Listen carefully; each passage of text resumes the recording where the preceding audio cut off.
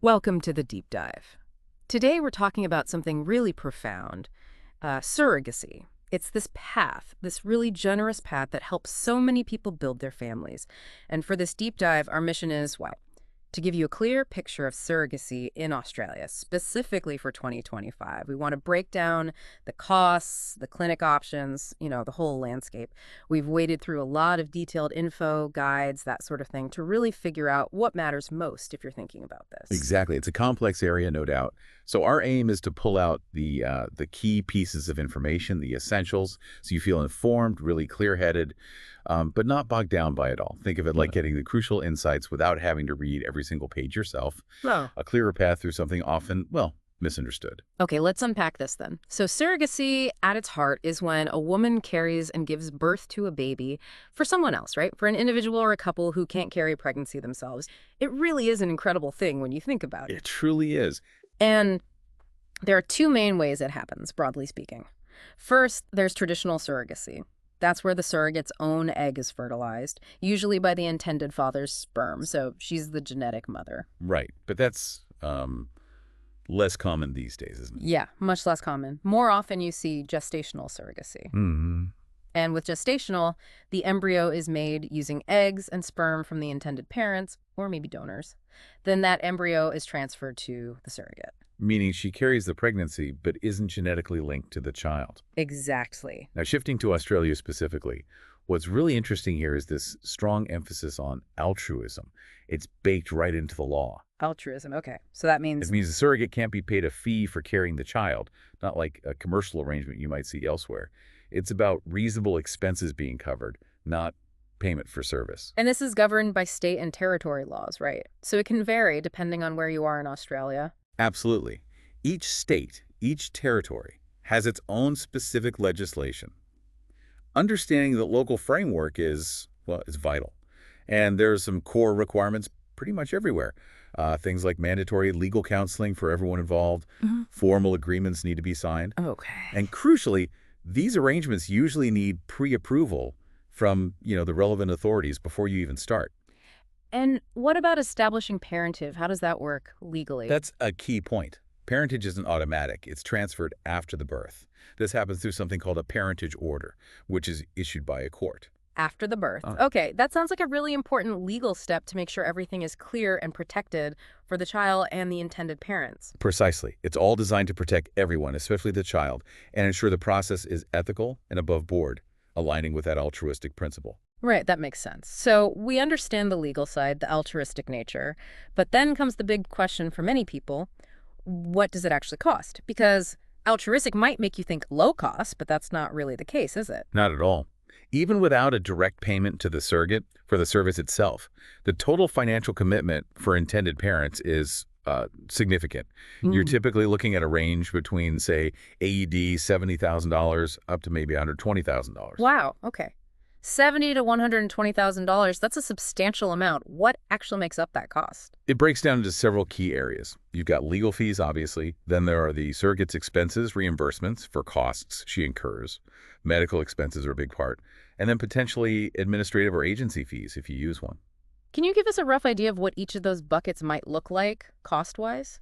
Sure. So legal fees for the contracts, the court orders, all that you might budget, AUD $8,000 to $15,000. Yeah. Then the medical screenings for the surrogate before anything starts. That could be $5,000 to $10,000.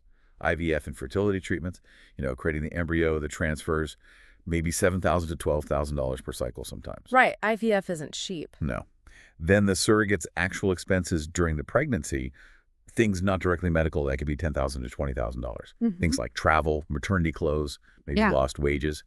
Prenatal care and the actual delivery, that's another significant chunk, maybe $10,000 to $20,000. And if you go through an agency for matching and support, their fees could be $10,000 to $20,000 as well. So adding all that up, you can easily see how it reaches that $70K to $120K range. Easily. The legal fees cover drafting those really crucial agreements and navigating the court for the parentage order. Medical covers IVF, meds, all the surrogate's checkups, the birth itself. And agency fees, if used, are for their coordination, screening, matching, and ongoing support. There's a lot of moving parts. Let's focus a bit more on the surrogate side of the finances. You mentioned reimbursements and support expenses rather than payment. Can you elaborate on what that actually covers and what's the typical total for that part? Yeah, this is really key to understanding the Australian model. It's not payment for being a surrogate, but it is about ensuring she's not out of pocket and acknowledging the massive commitment she's making. Okay. So it generally includes covering all her reasonable expenses directly related to the surrogacy and pregnancy. This could be medical copays, medication costs not covered elsewhere, maternity clothes, travel to appointments, childcare needed for her to attend appointments, maybe even lost income if she has to take time off work. Right. Practical things. Exactly. Yeah. Practical, tangible costs. And often there's an allowance included for the time, the physical demands, the emotional journey.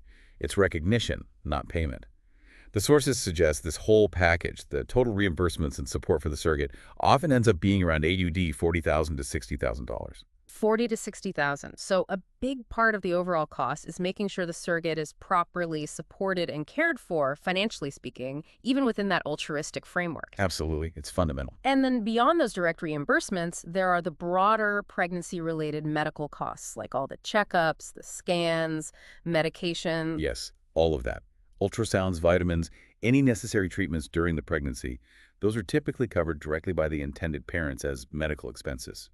And after the birth, is there support for the surrogate then too? Yes, absolutely.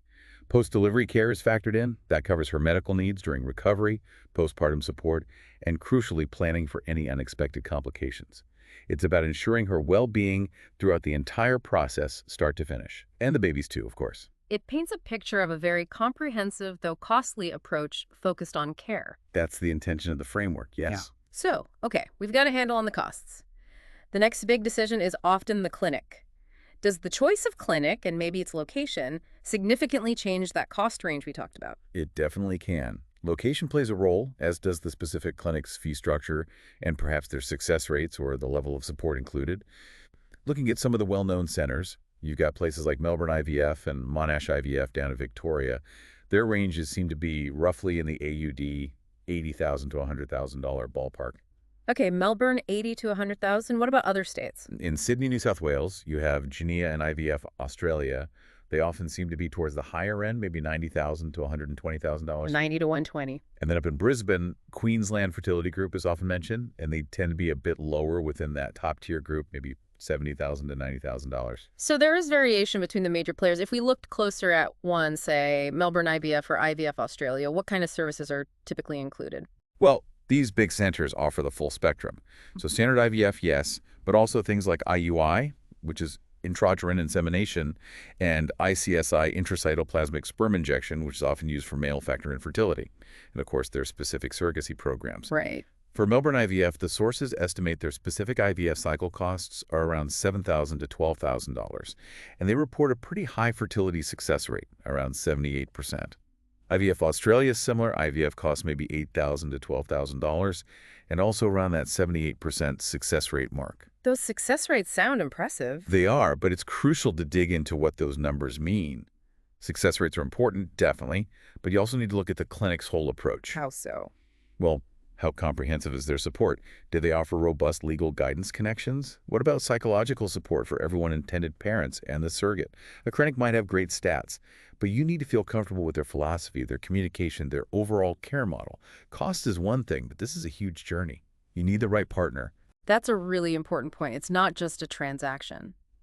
So we've talked about significant costs. For people finding that range difficult, are there, lower cost options or ways to make surrogacy more affordable in Australia?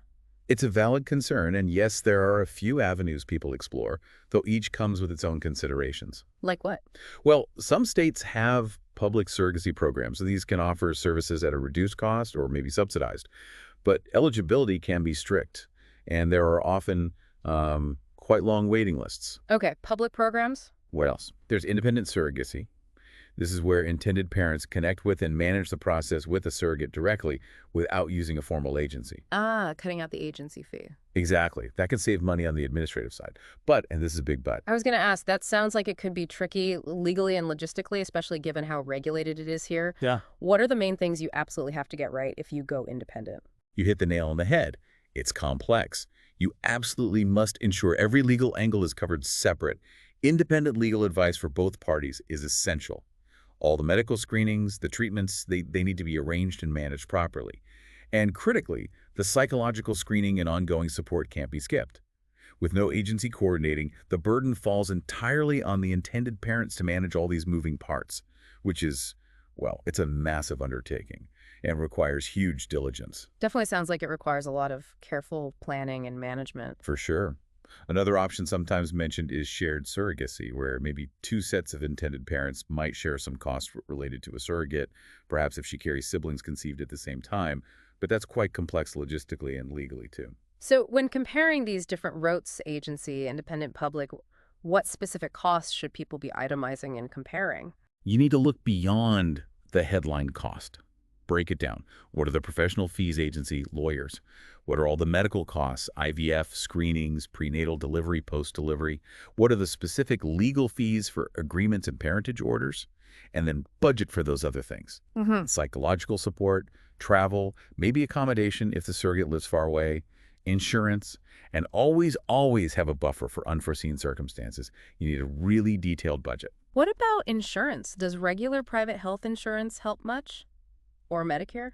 It's a bit complicated. Private health insurance policies vary hugely. Some might cover parts of fertility treatment, like IVF, but many explicitly exclude costs directly related to surrogacy itself. You have to check your specific policy very carefully. Okay. Medicare does help. It covers a portion of the costs for Medicare rebatable medical services like some fertility treatments, doctor's visits, prenatal care, delivery in a public hospital. But it won't cover everything, especially not the legal fees or agency fees or all the surrogate's reimbursements. Yeah. Again, you need to clarify exactly what's covered. So don't assume anything is covered, basically. Check everything. Precisely. And there's also the option of specialized surrogacy-specific insurance. These policies are designed to fill some of the gaps, potentially covering medical costs for the surrogate or complications for the newborn. Worth looking into. Okay, so assuming someone has done their homework on costs and maybe insurance helps a bit, but it's still a huge amount. What about financial assistance? Are there grants or other ways to get help? Beyond using personal savings, which is the most common route, there are a few possibilities. Some organizations offer surrogacy grants, though these can be competitive and might not cover the full amount. Grants, okay. Taking out personal loans or other forms of financing is another option people pursue through banks or financial institutions. And we're seeing more fundraising and crowdfunding, people reaching out to their communities, family, friends online. If you go that route, though, transparency is key, and you need to be mindful of any platform rules or ethical considerations. Right, makes sense. So just to quickly recap some of the key numbers people often ask about based on what we've discussed. Sure. The overall average cost range in Australia is typically landing somewhere between AUD $80,000 and $120,000. Is that about right? Yeah, that seems to be the general consensus range for the total journey, covering everything. And the specific cost or reimbursement package for the surrogate mother herself averages around $40,000 to $60,000 of that total. That's the figure often cited for her support and expenses, yes, within the altruistic model. And lower cost centers or options like independent surrogacy do exist, but require careful homework. Definitely exist, but absolutely require due diligence, especially on the legal and support fronts for independent routes. And generally, the surrogate's medical expenses are covered within that total cost package provided by the intended parent. Yes, that's standard practice. Her medical care related to the pregnancy is covered. And finally, the total cost can swing quite a bit based on individual circumstances, legal needs, medical situations, the specific agreements made. Absolutely. Yeah. Every journey is unique, and the costs will reflect that. Well, that's been incredibly insightful. We've really covered a lot of ground today, from the basics of surrogacy in Australia to the nitty-gritty of the costs for 2025 and the clinics involved. Hopefully, this gives you, our listeners, a much clearer roadmap. I hope so, too.